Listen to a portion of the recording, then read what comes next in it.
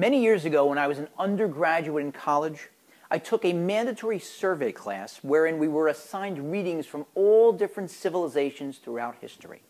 The professor was a passionate atheist, but he was also brilliant and dynamic and charismatic, and he always encouraged the class to be very creative. There was no answer throughout the semester that any student offered that was too oddball or crazy or ridiculous. He'd always say, "Bravo, I never thought of that angle before," except for once during the semester.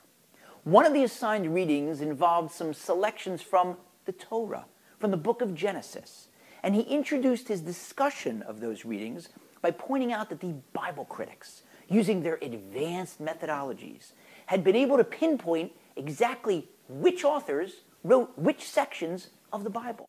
He offered one example as a proof. If you look in the first chapter in Genesis, it states that God created man in his image. He explained that the author of that chapter had a lofty, optimistic view of mankind. But if you contrast that with chapter 2 in Genesis, we're told that God created man from the dust of the earth. That author, a different author, apparently had a pessimistic, lowly view of mankind. So I raised my hand. He called on me. I said, "I don't see how that's a proof that those two chapters were written by different authors. In fact, for those of us, like myself, who believe that the Bible was written by one author, namely God, those two chapters, but that apparent contradiction, are meant to teach us a profound lesson as follows.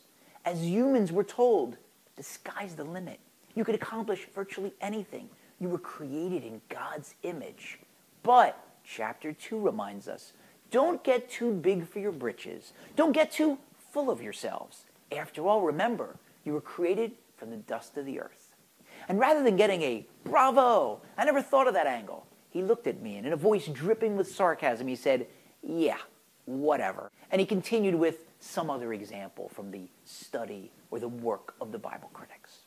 But that lesson, that profound lesson, is so important that it's repeated this week.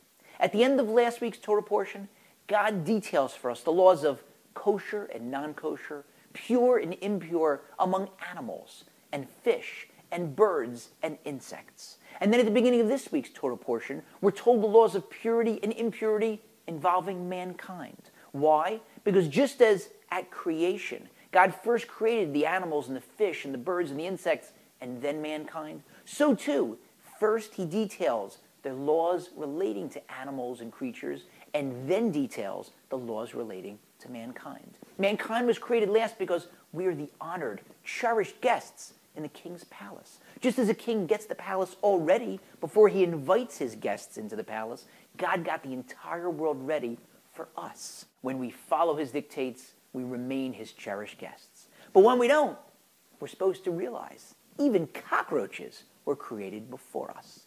And so all of us are bidden to remind ourselves that Bishvili Nivra Ha'olam, the entire world was created for me. Now that sounds like something that an egomaniac would say, but think about it.